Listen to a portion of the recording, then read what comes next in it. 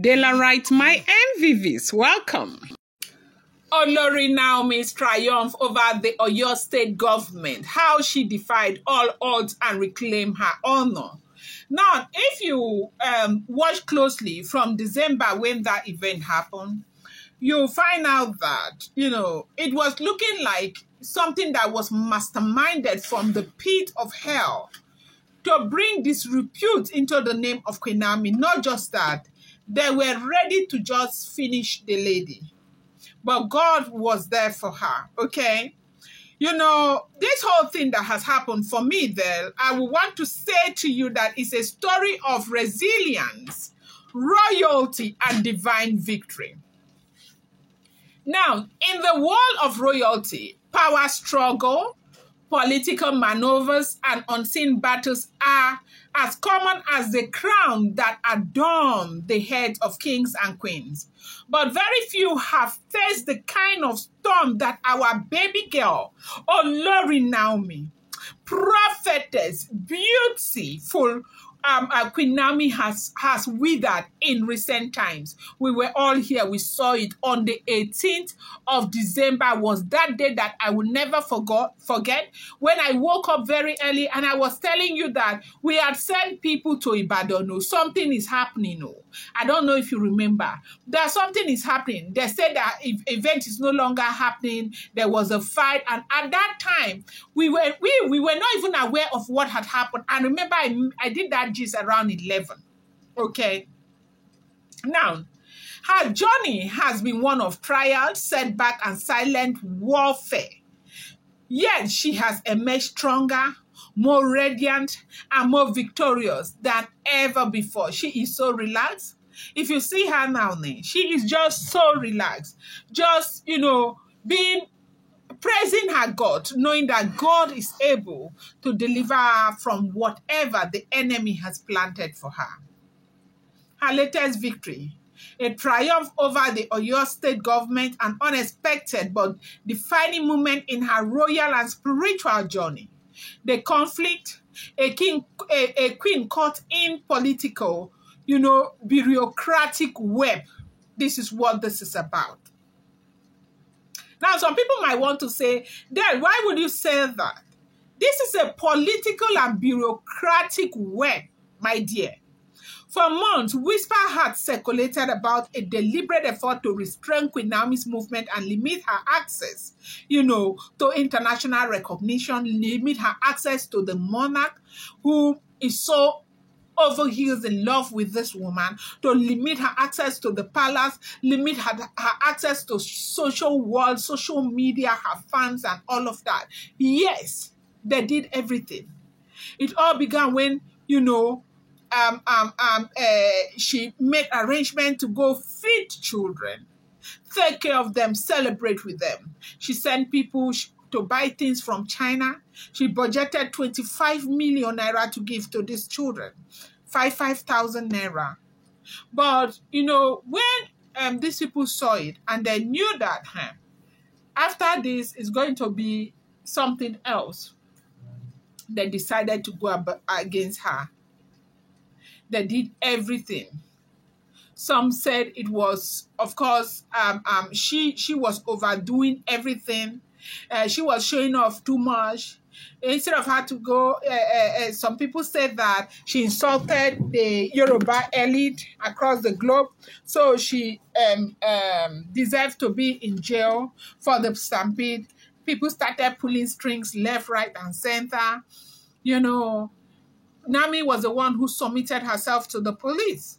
Before you knew what was happening, she was in detention. And she spent her Christmas and spent her New Year in detention, leaving her boy alone. But God is faithful. I will not want to take you through that again because I know that we are all aware of what happened. But Queen Naomi is not just any woman. She carries a divine calling, an ancestral mandate, and a royal destiny that cannot be ignored. Her influence stretches beyond the walls of Ile-Ife. She's a voice for the Yoruba people, a symbol of grace and a beacon of wisdom and prophetic power. And this is not something you overlook. Person not they overlook this kind of thing. Do you understand? Now, keeping her confined within Nigeria, within the walls of a cell, was more than just, a legal matter. It was an attempt to diminish her influence both in Nigeria and globally. While many in her position would have crumbled under the weight of frustration and injustice, Queen Naomi stood firm. This is not to say, what happened in December never meant anything. This is not to say those children who died didn't mean anything, but to say that she was supposed to pay for the buy of all of those children. No, no, no, no, no, no, no, no, no, no, no, no, no, no, no, no, no, no, because she only went there to help. They say those close to her revealed that she never once wavered in her faith. Okay, even when it seemed like all those had been closed against her, she continued ministering, empowering women, and engaging in acts of, charity, even right there inside the cell, showing the world that no amount of, restriction could silence a woman ordained by God. Her resilience did not go unnoticed as the month passed. Support began to grow from various quarters. Traditional rulers, political elites, and even international allies, all calling for the restoration of Queen Naomi's full rights and privileges. As pressure mounted, it became clear that the decision to hold Queen Naomi, was unjustifiable. Okay.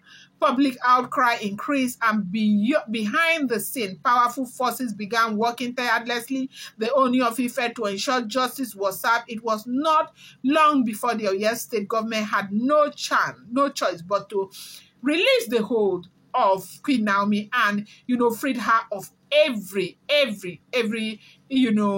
blame, and, decided that her passport should be returned to her, marking a significant victory not just for Queen Naomi but for every woman who has ever had to fight for her rightful place in the society. When the news broke that she has been freed, celebration erupted among her supporters and within the palace of the Onife, where the whispers of her unwavering strength spread like wildfire. While Queen Naomi's battle was fought largely outside the palace, there is no denying that her victory had implications within the royal household as well. The Oni of Ife, of course, had always been a man of wisdom deeply connected to tradition and destiny.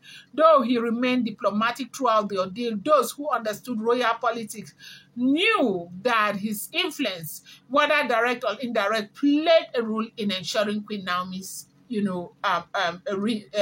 release.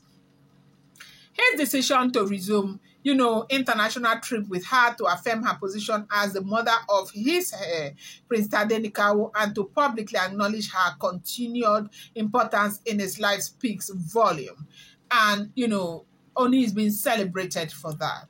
With her international tribal right fully restored, hopefully by next week that all will be done. Queen Naomi is now set to embark on a new chapter of influence, diplomacy, and leadership. Her upcoming royal engagement abroad will not only cement her, place in history, but also affirm her role as a key figure in the Persian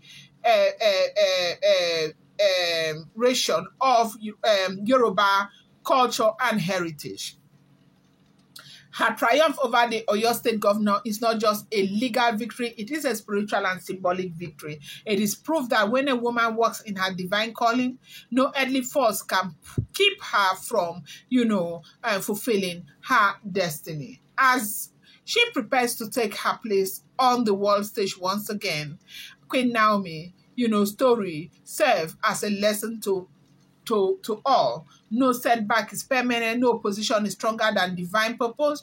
No power, no government, no authority can suppress a woman chosen by destiny. Her triumph is a reminder that true queens are not made by titles alone, but by the battles, the fight, and the victories that they claim. Olori Naomi has done great, and she has, struggled, and she has survived. This woman, Queen Naomi, prophetess Olori, beautiful, gorgeous Queen Naomi, is a survivor. For those people who said, hey, almighty Queen Naomi, hey, this, that, hey, that, Queen Naomi is gone, Queen Naomi is finished, then she left her husband, blah, blah, blah, blue, blue, blue. How markets? How markets? I ask. I'm going to bring you more updates. Do not forget that these are all alleged, rumored, unverified information making the rounds on social media. I appreciate each and every one of you so much. So do not see this as fact.